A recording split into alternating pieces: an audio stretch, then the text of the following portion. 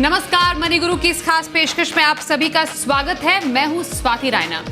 Corona काल के बाद अगर आप घर खरीदने का मन बना रहे हैं पर फाइनेंशियल दिक्कत की वजह से ऐसा नहीं कर पा रहे थे, तो आपके पास एक अच्छा मौका है, क्योंकि ज्यादातर बैंक्स जो हैं वो जो होम लोन दे रहे हैं वो काफी सस्ती दरों पर दे रहे हैं और अब तक की काफी ज्यादा सस्ती दरें हैं जिस पर आपको होम लोन ऑफर हो रहा है। अब ऐसे में आपको होम लोन लेने के लिए किन बातों का ख्याल रखना है, होम लोन लेने से पहले आपको क्या कुछ चेक करना है, बैंक होम लोन आपको देने से पहले क्या कुछ देखती है, ये आज हम समझने वाले हैं अपनी इस खास पेशकश में। हमारे साथ जो खास मेहमान होंगे उनका भी परिचय करा दें। हमारे साथ आज हैं अभिनव कौल, ये है वीपी स्ट्रेटेजिक पार्टनरशिप bankbazaar.com से। अभिनव, आपका बहुत स्वागत है मनी गुरु में। जी, thank you so much, thank you. क्या खास आज हम चर्चा करेंगे शो में, जरा उस पर एक नजर डाल लेते हैं। आज शो में हम जानेंगे कहां मिल रहा है सस्ता होम लोन, लोन लेने से पहले क्रेडिट स्कोर क्यों जरूरी, क्या है सस्ता लोन पाने का आसान तरीका, और समझेंगे होम लोन लेने से पहले आपको क्या करना है।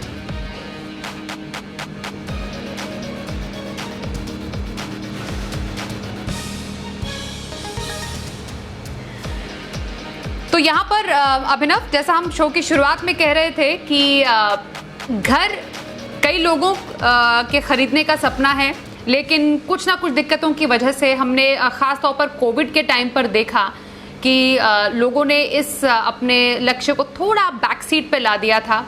फाइनेंशियल दिक्कतें और डेफिनेटली लॉकडाउन जैसी स्थिति सामने आ गई थी। लेकिन शुरुआत में इस बात से करना चाहती हूँ कि जिस तरीके से बैंक्स या जो LIC हाउसिंग जैसी जो कंपनी है वो जो स्कीम्स लेकर आई हैं, वहीं से मैं दर्शकों को बताना चाहती हूँ कि होम लोन की ब्याज दर उन्होंने 6.66% मतलब सबसे सस्ते दर पर यहाँ पर वो ऑफर कर रहे हैं होम लोन। तो एक सेंटिमेंट सुधारने का बैंक का ये एक प्रयास है जिससे कि ना सिर्फ उनके घर खरीदने का सपना पूरा हो बल्कि हाउसिंग सेक्टर को भी बूस्ट मिले। जी, बिल्कुल बिल्कुल ठीक कहा आपने स्वाति। देखिए, जैसे आपने बताया LIC हाउसिंग फाइनेंस ने अपना रेट कम करके 6.66% कर दिया है, जो कि आज तक का सबसे कम ब्याज दर अगर पिछले 15-20 साल में देखा जाए तो काफी कम ब्याज दर हो गया है ये इस समय। ओवरऑल मैं कहूंगा, जैसे आपने स्टार्टिंग में भी बताया कि पिछले करीब 1-1.25 साल से जो डिमांड थी वो थोड़ी सी दबी हुई थी। लोगों ने अपने परचेज को थोड़ा सा डेफर कर दिया था, कुछ वेट कर रहे थे कि चीजें थोड़ी सी ईज आउट हो जाए, कोविड का साइकिल थोड़ा सा कम हो जाए, तो उसकी लोग कस्टमर्स भी वेट कर रहे थे। उसके अलावा अगर देखें, बड़े टिकट के जो परचेजेस थे वो लोगों ने थोड़े से डेफर कर दिए थे। मार्केट में इस समय इन्वेंट्री भी काफी अच्छी है, जो घर है वो बन के तैयार है, जो बिल्डर्स हैं उन्होंने भी काफी अच्छी स्कीम अब निकाल दी है उस इन्वेंट्री को खत्म करने के लिए। और साथ में ये जो बैंक्स ने अब पहल करी है, जो रेट और कम कर दिए हैं, तो मैं कहता हूँ ओवरऑल ये इस समय काफी अच्छा एक सिनेरियो है। अगर कोई घर लेना चाहते हैं और अफोर्ड कर सकते हैं उस EMI को, 6.66% तो काफी कम है। बाकी काफी और बैंक्स हैं, SBI है, उनका 6.7 है, HDFC के भी ऑलमोस्ट यही रेट है, कोटक महिंद्रा है। काफी सारे बैंक्स ने अभी इस समय काफी रेट्स कम कर दिए। मैं कहूंगा आइडियल टाइम है, अगर कोई होम परचेज करना चाहे तो बिल्कुल इस समय जाना चाहिए उसके लिए। बिल्कुल, और अलग अलग बैंकों की दरों से आपको ये आइडिया मिल रहा होगा कि अभी जो होम लोन की दरें हैं वो लोएस्ट लेवल पर हैं। तो अगर आप इसका फ़ायदा अभी उठाना चाहते हैं, अगर आपने बैक सीट पर अपना नया घर लेने का सपना रख रखा है, तो शायद आप उसको फिर से अपने फॉरवर्ड एक्शन प्लान में ला सकते हैं। और कुछ बैंकों की जो ब्याज दरें हैं होम लोन की वो हमने आपको दिखाई भी कि अराउंड 6.6% से लेकर 8.5% तक ये जो कुछ बैंक हैं वो अभी ऑफर कर रहे हैं होम लोन पर ब्याज दरें। अब इसमें कुछ लेकिन टर्म्स एंड कंडीशंस हैं जो आप सभी के लिए जानने और समझने ज़रूरी है। और जैसा अभिनव ने भी बताया कि हाँ, डेफिनेटली डिमांड को बूस्ट मिलेगा पोस्ट कोविड सिनारियो में। उम्मीद की जा रही है कि सेंटिमेंट भी सुधरेगा और हाउसिंग सेक्टर जो है वो फलेगा फूलेगा। लेकिन ये समझना ज़रूरी है जो एक बैंक है, क्योंकि वो एक लेंडर है, उसको एक पोटेंशियल एक अच्छे कस्टमर को लोन देना है, एक ग्राहक उसका अच्छा होना चाहिए। तो एक बैंक एक कस्टमर में क्या देखता है लोन देने से पहले? क्योंकि कई लोग हैं जो कि इस डर में रहते हैं कि कहीं उनका लोन रिजेक्ट ना हो जाए। तो बैंक के अपनी कंडीशंस क्या होती है? जी देखिए, बैंक कुछ बेसिक चीजें तो जरूर देखता है अपने कस्टमर को लोन देने से पहले।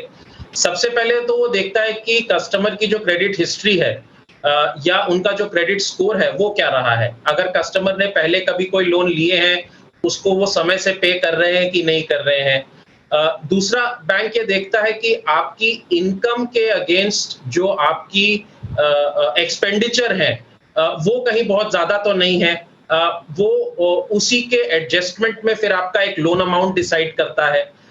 इसके अलावा आपसे डॉक्यूमेंटेशन वगैरह मांगी जाती है जो स्टैंडर्ड होती है। सब बैंक्स आपसे आपका एक एड्रेस प्रूफ मांगेंगे, आईडी प्रूफ मांगेंगे, केवाईसी जिसको कहते हैं। इसके अलावा आपसे बैंक स्टेटमेंट्स ले सकते हैं। आपकी एम्प्लॉयमेंट की वेरिफिकेशंस होती हैं, आपकी इनकम की वेरिफिकेशन होती है, आप जिस प्रॉपर्टी को लेना चाह रहे हैं उसका भी लीगल टेक्निकल होता है। सो ओवरऑल एक पूरा अंडरराइटिंग का प्रोसेस होता है स्वाति, जिसमें कि क्रेडिट स्कोर से लेकर के आपकी कॉन्टैक्ट पॉइंट वेरिफिकेशंस, आपकी डॉक्यूमेंट वेरिफिकेशंस, आपकी प्रॉपर्टी की लीगल टेक्निकल, ये सारा कुछ इन्वॉल्व होता है। ओके, इसमें आपने जो कुछ ज़रूरी बातें जो बैंक देखता है एक पोटेंशियल कस्टमर में जिसको उसे लोन देना है, और क्योंकि बैंक के लिए भी ज़रूरी है कि उनका जो कस्टमर है वो डिफ़ॉल्ट ना कर जाए। आपने क्रेडिट स्कोर की बात की। क्रेडिट स्कोर एक सस्ता कर्ज लेने के पीछे एक बहुत बड़ा एक पैमाना माना जाता है, पैरामीटर माना जाता है। तो सस्ता कर्ज कैसे मिलेगा, ये कई लोगों का सवाल होता है। इसी में मैं क्रेडिट स्कोर के इंपॉर्टेंस पर थोड़ी चर्चा आपसे करना चाहती हूँ, क्योंकि सबसे ज़्यादा पूछे जाने वाला सवाल हमसे यही होता है कि क्रेडिट स्कोर क्या होता है, हम इसको कैसे ठीक कर सकते हैं, अच्छा क्रेडिट स्कोर होता क्या है। तो क्रेडिट स्कोर अगर हम थोड़ा सा संक्षिप्त में आपसे समझें तो क्रेडिट स्कोर क्या बताता है एक ग्राहक के बारे में, एक बैंक को? जी स्वाति, अगर इसको बहुत सिंपल भाषा में समझाऊं तो क्रेडिट स्कोर बेसिकली एक तरह का आपका रिपोर्ट कार्ड है। हर कस्टमर का एक रिपोर्ट कार्ड होता है जिसको कि वो दर्शाता है कि जब भी कस्टमर ने जितने भी आज तक अपने जीवन में कोई भी लोन या क्रेडिट कार्ड या कंज्यूमर ड्यूरेबल्स जो भी लिया है, उसके ऊपर उस कस्टमर की जो रीपेमेंट है वो ठीक से वापस बैंक को ईएमआईज आए हैं कि नहीं आए हैं, उनका ओवरऑल रीपेमेंट ठीक रहा है कि नहीं रहा है। सो ये बेसिकली एक उसका रिपोर्ट कार्ड है। आपका इसमें एक स्कोर भी एलोकेट होता है। एक तो आपकी कुछ ट्रेड लाइंस होती हैं जिसमें स्पेसिफिक जो जो आपने लोन लिए हैं उसमें कब कब आपने ईएमआईज दी हैं वो दर्शाते हैं उसमें। उसके अलावा एक ओवरऑल कस्टमर को स्कोर दिया जाता है। ये स्कोर 300 से लेकर के 900 के बीच में होता है। जितना ऊपर ये स्कोर होता है उसको उतना अच्छा माना जाता है। 900 सबसे बढ़िया है। और मान लीजिए एक एवरेज स्कोर बोले तो 750 के ऊपर मैं कहूंगा एक अच्छा स्कोर माना जाता है। उसके नीचे यदि स्कोर है तो बैंक्स थोड़ा सा रिस्क अवर्स हो जाते हैं। और जैसा कि आपने बताया, सस्ता कर्ज लेने के लिए आज की डेट में बैंक्स ने रिस्क बेस्ड प्राइसिंग भी चालू कर दिया है। तो जिस कस्टमर का स्कोर अच्छा है वो कम रिस्की माना जाता है, जिसका मतलब है कि उन्होंने अपने सारे कर्ज को टाइम पे अदा किया है, तो बैंक उसको कम रिस्की मानते हुए उनको ब्याज दर भी जो होती है थोड़ी सी बाकी कस्टमर से कम देने को तैयार हो जाती है, क्योंकि उनको पता है कि ये कस्टमर का हिस्ट्री अच्छा रहा है रीपेमेंट में, आगे भी ये हमको रीपेमेंट जो है अच्छे से करते रहेंगे। बिल्कुल, ये समझना बेहद ज़रूरी है कि क्रेडिट स्कोर एक one of the major parameters होता है जो कि बैंक देखता है आप में जब आपको एक कर्ज लेना होता है। और अगर सस्ता कर्ज आपको लेना है तो जितना अच्छा आपका क्रेडिट स्कोर होगा, आपकी जो रीपेमेंट हिस्ट्री है वो आपको सहायक होगी आपके आने वाले किसी भी लोन के लिए। हमने ये भी देखा अभिनव कि ड्यूरिंग पैंडेमिक टाइम पे बैंक्स ने जो ये अच्छे क्रेडिट स्कोर का जो पैरामीटर था वो और भी ज़्यादा ऊपर कर दिया था, मतलब बेंचमार्क और भी बढ़ा दिया था। मतलब अगर आपका 750 भी क्रेडिट स्कोर है वैसे कस्टमर को भी बैंक काफ़ी हद तक लोन नहीं दे रहे थे। अब क्या सिनारियो है, क्योंकि जैसा हम अभी नए ऑफर्स की बात कर रहे हैं उसमें ये कहा जा रहा है कि जैसे LIC हाउसिंग फाइनेंस 800 से ऊपर आपका सिबिल स्कोर होना चाहिए, मतलब 750 से भी काम नहीं चलेगा। 800 to 900 मतलब ऑलमोस्ट 90 to 100% आपका एक परफेक्ट स्कोर होना चाहिए। जी स्वाति, देखिए जब भी इकोनॉमी में थोड़ी सी स्लोनेस आती है, जो कि हमने पैंडेमिक के टाइम पे देखा, तो बैंक्स या जो लेंडर्स होते हैं वो थोड़े से विजिलेंट हो जाते हैं, ज्यादा सतर्क हो जाते हैं, क्योंकि उस टाइम पे उनको पोर्टफोलियो मैनेज करना काफी इंपॉर्टेंट हो जाता है। क्योंकि उस टाइम पे देखा जाता है कि अमूमन लोग ज्यादा करके डिफॉल्ट भी करते हैं, क्योंकि उनकी रीपेमेंट कैपेसिटी जो है वो सडनली कम हो जाती है। तो आपने ठीक कहा कि जब पिछले साल कोविड के टाइम पे थोड़ा सा ये देखा गया, बैंक्स ने अपनी पॉलिसीज को काफी हद तक टाइट किया था, बट अब थोड़ा मैं कहूंगा रिलैक्स हो रहा है। जैसे जैसे ओपनिंग्स हो रही हैं, पॉलिसीज थोड़ी रिलैक्स हो रही हैं, बैंक्स भी उसको काफी लीनियंट वे से देखने को तैयार है आज की डेट में। सो ओवरऑल सिचुएशन में कहूंगा पिछले साल से काफी बेटर है। बाकी जहां तक रहा कि एक परफेक्ट स्कोर का सवाल, तो ये जो रेट्स होते हैं ये ज्यादातर करके देखा जाता है कि आपके जो स्कोर है क्रेडिट स्कोर से जुड़े रहेंगे। जैसे आपने बताया 800 के ऊपर है, तो 800 के ऊपर डेफिनेटली काफी अच्छा स्कोर है, और वो इसीलिए उस कस्टमर को पिक एंड चूज करके देना चाहते हैं कि अगर मैं एज अ बैंक आज की डेट में किसी को सबसे सस्ता दर दे रहा हूं, तो I would want to make sure कि वो सबसे अच्छे कस्टमर हैं जिनका की रीपेमेंट सबसे बेहतरीन रहा है। तो मैं कहूंगा ये तो एक बैंक की रिस्क बेस्ड पॉलिसी है। उसके लिए जो भी कस्टमर्स क्वालिफाई करेंगे वो ऑटोमेटिकली इस रेट ऑफ इंटरेस्ट का फायदा उठा सकते हैं। बिल्कुल अभिनव, और सबसे इम्पोर्टेंट सवाल इसमें हमारे पास यही आता है दर्शकों का कि क्रेडिट स्कोर हमारा बिगड़ गया, अब उसको सुधारना कैसे है। अब किसी को होम लोन लेना है आने वाले टाइम पर, तो उससे पहले सिबिल स्कोर तो अच्छा करना पड़ेगा। सुधारने के लिए क्या किया जाए? जी देखिए, अगर तो आपका क्रेडिट स्कोर अच्छा नहीं है, तो उसको सुधारने के लिए कुछ बेसिक टिप्स हैं जो मैं आपको बता सकता हूं। देखिए, पहला तो ये है कि कभी भी आप जितनी EMI पे कर सकते हैं मंथली, उससे ज्यादा का लोन ना लें। मान लीजिए आप 10,000 रुपए हर मंथ एक महीने की EMI दे सकते हैं, तो आप लोन अमाउंट भी उसी के प्रोपोर्शन में ले, ताकि आपकी EMI उसको एक्सीड ना करे। तो बिकॉज ये एक बेसिक प्रिवेंशन है। दूसरा मैं ये बोलूंगा कि जितने भी आप लोन ले चुके हैं उसकी EMIs को टाइम पे दें, और हर EMI की एक ड्यू डेट होती है, इंश्योर करें कि आपकी पेमेंट उस ड्यू डेट पे जा रही है। तीसरा मैं बोलूंगा कि जैसे यदि आपके पास कोई क्रेडिट कार्ड्स है, तो वो क्रेडिट कार्ड्स को आप मैक्सिमम यूटिलाइजेशन तक ना लेके जाएं, क्योंकि अगर आप उसको मैक्सिमम यूटिलाइजेशन तक लेके जाते हैं तो उसको थोड़ा सा एक नेगेटिव वे में देखा जाता है कि अच्छा, आपके पास यदि 1 लाख की लिमिट है और आपने पूरा 1 लाख कंज्यूम कर लिया है, तो थोड़ा सा एक माना जाता है कि कस्टमर थोड़ा सा क्रेडिट हंग्री है। तो आप इसको 30 से 40%, 50% मैक्सिमम तक अगर लेके जा सकते हैं तो वो बेटर है। उसके ऊपर उसको फुल पे करें, रिवॉल्व ना करें अपने क्रेडिट कार्ड्स को। चौथा बोलूंगा कि आप एज अ कस्टमर ज्यादा अप्लाई ना करें लोन्स के लिए, कि आप यदि मान लीजिए एक साथ 3-4 जगह पे अप्लाई करते हैं, तो उसको बेसिकली फाइनेंशियल भाषा में एक इंक्वायरी बोला जाता है, एक इंक्वायरी जनरेट होती है, और जितनी ज्यादा आपकी इंक्वायरीज होती हैं, उतना आपका जो स्कोर है वो कम होता जाता है, क्योंकि उसको जो बैंक्स देखते हैं कि आप अप्लाई तो कर रहे हैं पर आपको लोन मिल नहीं रहा है, तो किसी कारणवश आपको जो क्रेडिट है उसकी सुविधा नहीं मिल पा रही है, बट एप्लीकेशन बार बार आ रही है, इसका मतलब है आपको ज्यादा लोन की आवश्यकता है। तो बेसिकली ज्यादा रिजेक्शन ना हो उसका ध्यान रखें। ये 4-5 चीजें हैं, बहुत बेसिक हैं, बट अगर इसको फॉलो करें तो किसी भी कस्टमर का यदि अगर स्कोर कम है over a period of time इसमें समय लगता है, कम से कम 6 उसको से 8 सुधारा जा महीने, 10 सकता है। महीने का समय। बिल्कुल। जी, वो आपका स्कोर धीरे धीरे ऊपर आ जाएगा।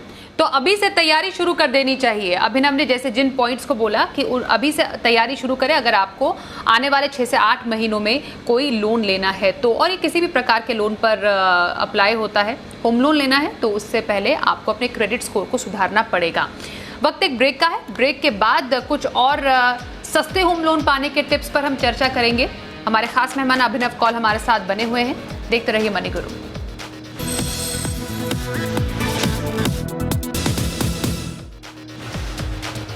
घर खरीदने का सस्ता मौका है आपके पास। ज्यादातर बैंक्स इस वक्त लोएस्ट रेट पर होम लोन दे रहे हैं। आपको इसका फायदा कैसे उठाना है, कैसे उठा सकते हैं, इस पर चर्चा कर रहे हैं। क्रेडिट स्कोर की हमने ब्रेक से पहले बात की। अभिनव, अब ये समझना जरूरी है कुछ और तरीके हैं जिससे कि सस्ता लोन पाया जा सकता है। इसमें जो इंक्वायरी हमारे पास आती है, क्या जॉइंट होम लोन लेने से अगर आपका जो को एप्लीकेंट है उसको आप जोड़ते हैं अपने होम लोन में तो उससे कुछ फर्क पड़ता है? जी देखिए, अगर आपको एक ज्यादा हायर लोन अमाउंट की रिक्वायरमेंट है और एक सिंगल पर्सन के इनकम के ऊपर वो लोन अमाउंट पूरा नहीं हो रहा है तो आप एक को एप्लीकेंट भी जोड़ सकते हैं। को एप्लीकेंट की इनकम भी उसमें ऐड हो जाती है। सो बेसिकली उसको जोड़ने से आपकी जो एलिजिबिलिटी है होती है वो ज्यादा हो जाती है। तो अगर ऐसी रिक्वायरमेंट है तो को एप्लीकेंट जरूर ले। और जनरली बैंक्स इंश्योर करते हैं कि अगर आप लोन ले रहे हैं तो आपके साथ एक को एप्लीकेंट वो कई बार इंसिस्ट भी करते हैं कि एक को एप्लीकेंट आ जाए तो बेटर रहेगा लोन स्ट्रक्चर में। ओके, और जॉइंट होम लोन पर इनकम टैक्स का फायदा भी मिलता है, ये भी एक बहुत बड़ा प्लस पॉइंट है अगर आप जॉइंट होम लोन लेना चाहते हैं। और जैसा अभिनव ने बोला, और अगर आपका होम जो लोन अमाउंट है वो बहुत ज्यादा बड़ा है। थोड़ा इन्फॉर्मेशन हम लोन टू वैल्यू रेशो पर भी आप ही समझना चाहते हैं कि एक तो लोन टू वैल्यू रेशो होता क्या है और कम लोन टू वैल्यू रेशो एक सस्ते लोन को कैसे दिला सकता है?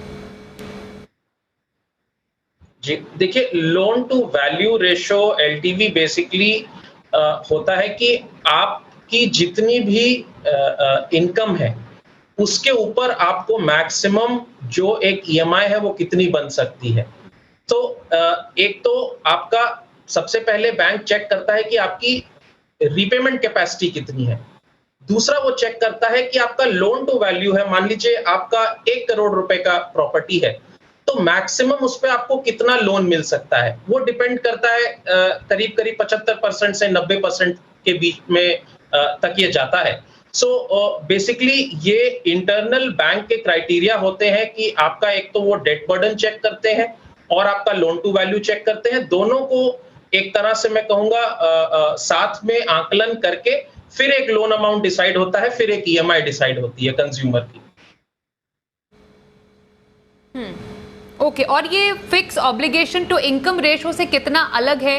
क्या जिसको फॉयर भी कहते हैं बहुत आसान भाषा में, तो बैंक जो है वो किसी ग्राहक का फॉयर भी देखते हैं एक लोन सैंक्शन करने से पहले? अभिनव जी बिल्कुल देखते हैं। इसका बेसिकली ये मतलब है कि अगर मैं एज अ कस्टमर 100 रुपए कमा रहा हूं तो मैक्सिमम मेरे को कितने रुपए की ईएमआई दी जा सकती है। जो इनकम है उसके अगेंस्ट मेरे को कितना ऑब्लिगेशन है जो कि एज अ मंथली आउटफ्लो दिया जा सकता है। तो एक सर्टेन बेंचमार्क होता है कि एक्स परसेंटेज के ऊपर बैंक्स चाहते हैं कि ना जाए, क्योंकि अगर मान लीजिए 100 रुपए मेरी इनकम है और मैं 80 रुपए की ईएमआई बांध लेता हूं तो मेरे पास 20 रुपए ही बचते हैं। तो एक तरह से मेरे को बाकी खर्चे भी निकालने हैं उसमें। तो ये फॉयर की एक कैलकुलेशन भी इंपॉर्टेंट हो जाती है, ना सिर्फ होम लोन में बल्कि किसी भी लोन में। ओके, तो ये दो रेशोज आपको ख्याल रखना है। हालांकि बैंक ये देखते हैं लेकिन आपको अपनी तरफ से एक बिल्कुल क्लीन रहना है अपने फाइनेंशियल ट्रांजैक्शंस में कि जिससे कि आपको कोई भी तरीके के लोन लेने में दिक्कत ना हो। और जैसा अभिनव ने बताया था कि ज़रूरत से ज़्यादा जितना आप अफोर्ड कर सकते हैं उतना ही लोन लें, ज़रूरत से ज़्यादा लोन न लें। ये इसका एक सिंपल सोल्यूशन है। अब समझना ज़रूरी है कि किसी को होम लोन लेना है तो उससे पहले उनको होमवर्क क्या करना चाहिए, जिससे कि एक तो सस्ता भी होम लोन मिले और बेस्ट से बेस्ट ऑफर उनके पास आए।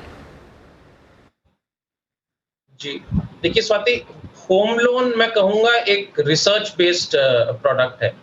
तो कभी भी किसी को होम लोन लेना है, तो सबसे पहले तो उनको ये समझना पड़ेगा कि वो उनका इनकम क्या है और उस इनकम के ऊपर एक्सपेंडिचर क्या है, उसके ऊपर वो कितनी ईएमआई दे सकते हैं। तो पहला तो एक इंटरनल एनालिसिस करना पड़ेगा, एक फाइनेंशियल एनालिसिस खुद का करना पड़ेगा कि मैं इतनी ईएमआई पे कर सकता हूँ या कर सकती हूँ, जिसके ऊपर कि मुझे एक फाइनेंशियल सैंक्शन मिल जाए। पहला तो ये हो गया एक इंटरनल एनालिसिस। दूसरा है आपको मार्केट रिसर्च करना पड़ेगा। मार्केट रिसर्च में आपको देखना पड़ेगा कि आपको कौन सा बैंक जो है वो किस रेट ऑफ इंटरेस्ट पे दे रहा है, उसमें क्या प्रोसेसिंग फीस लगेगी, उसमें क्या टर्न अराउंड टाइम है, आपको समय पे डिस्बर्समेंट मिल पाएगा कि नहीं मिल पाएगा। तो एक ओवरऑल मार्केट का भी आपको रिसर्च करना पड़ेगा अक्रॉस द बोर्ड की कौन सा लेंडर जो है वो बेस्ट सूटेड है। अब जैसे जनरली देखा जाता है, अगर मेरा सैलरी अकाउंट किसी बैंक के साथ है तो कुछ बैंक्स मेरे को प्री अप्रूव्ड लोन भी देते हैं, क्योंकि मेरा ऑलरेडी उनके साथ एक रिलेशन चल रहा है। बैंक को पता है कि ये हमारा एग्जिस्टिंग कस्टमर है। तो एक ओवरऑल रिसर्च करनी पड़ेगी एज अ कस्टमर कि मेरा अपना बैंक मेरे को बेस्ट इंटरेस्ट दे सकता है, या हो सकता है ओपन मार्केट में मुझे बेस्ट इंटरेस्ट रेट मिल जाए। तो एक internal as well as external research करके ये सारे पॉइंटर्स को ध्यान में रख करके एक फाइनल डिसीजन लेना चाहिए एज अ कंज्यूमर। तो बेसिकली एक पूरा होमवर्क आपको होम लोन लेने से पहले करना है। आप आराम से जो भी लोन रेट्स हैं उसकी ऑनलाइन तुलना भी कर सकते हैं। प्रोसेसिंग फ़ीस बहुत सारी होती है, हिडन चार्जेस होते हैं, उसका आपको पता लगाना है। और जैसा अभिनव भी बता रहे थे कि आपकी ईएमआई जो है वो आय के 30 या 40% तक ही आपको सीमित रखनी है। ओवरबोर्ड जाएंगे तो डेफिनेटली ईएमआई नहीं भर पाए, ऐसे बहुत ज़्यादा चांसेस भी हो सकते हैं। इसमें एक बहुत ही इंपॉर्टेंट पॉइंट जिसमें मैं शो के एंड में आपसे चर्चा करना चाहती हूँ वो है होम लोन इंश्योरेंस पर भी जो लेंडर्स हैं वो थोड़ा जोर दे रहे हैं। जैसी स्थिति उत्पन्न हुई कोविड के टाइम पर बहुत लोग नहीं रहे या किसी वजह से ईएमआई देने में दिक्कत पैदा हुई, तो एक होम लोन इंश्योरेंस एक बेहतर तरीका हो सकता है समस्या से पार पाने का। जी बिल्कुल बिल्कुल स्वाति, देखिए इंश्योरेंस तो बेसिकली आपको कवर करता है in any emergency situation, right. तो इंश्योरेंस यदि कस्टमर अफोर्ड कर सकते हैं और मैं कहता हूं मान लीजिए लोन अमाउंट पे भी डिपेंड करता है। अगर लोन अमाउंट काफी बड़ा है और आप एक बड़ी लोन उठा रहे हैं मार्केट से, तो जनरली ये सलाह होती है कि आप उसको इंश्योर भी करें, ताकि आगे आने वाले समय में जो कि एक थोड़ा सा फ्लूइड चल रहा है, तो एक इंश्योरेंस हो तो आपके परिवार के ऊपर कल को कोई दिक्कत नहीं आती है। तो यदि अफोर्ड कर सकते हैं तो at the time of loan इसको जरूर लेके चले। लेकिन ऐसा लेना है 100% ये भी जरूरी नहीं है। आप अपना एक एनालिसिस करें, अंडरस्टैंड करें, टर्म्स एंड कंडीशंस को समझें, उसमें आपको सारी जो रिक्वायरमेंट्स है उसको समझे और फिर एक इन्फॉर्म डिसीजन ले उसके ऊपर। बिल्कुल, तो होम लोन प्रोटेक्शन इंश्योरेंस ये होता है जो कि आप बेसिकली किसी भी ऐसी स्थिति में आकस्मिक मृत्यु हो गई, गंभीर बीमारी हो गई, इनफैक्ट अगर नौकरी चली जाती है तो उस पर भी नौकरी छूटने पर भी किस्त का भुगतान जो है वो इंश्योरेंस आपका जो बीमा पॉलिसी है उसकी तरफ से हो जाता है। लेकिन जैसा अभिनव ने बोला, कोई इसे कंपल्शन नहीं होता, कोई बैंक आपको फोर्स नहीं कर सकता है कि आपको लोन के साथ एक इंश्योरेंस लेना ही लेना है। ये कंप्लीटली आपके डिसीजन पर निर्भर करता है। ये कुछ तरीके हैं जिससे कि आप सस्ता लोन ले सकते हैं, फ़ायदा उठा सकते हैं अगर आपको अपने घर का सपना पूरा करना है। हमारे साथ इस शो में शामिल होने के लिए अभिनव आपका बहुत शुक्रिया। तो आज मनी गुरु की इस खास पेशकश में बस इतना ही। एक ब्रेक के लिए रुकेंगे, खबरों का सिलसिला जारी रहेगा। देखते रहिए जी बिजनेस।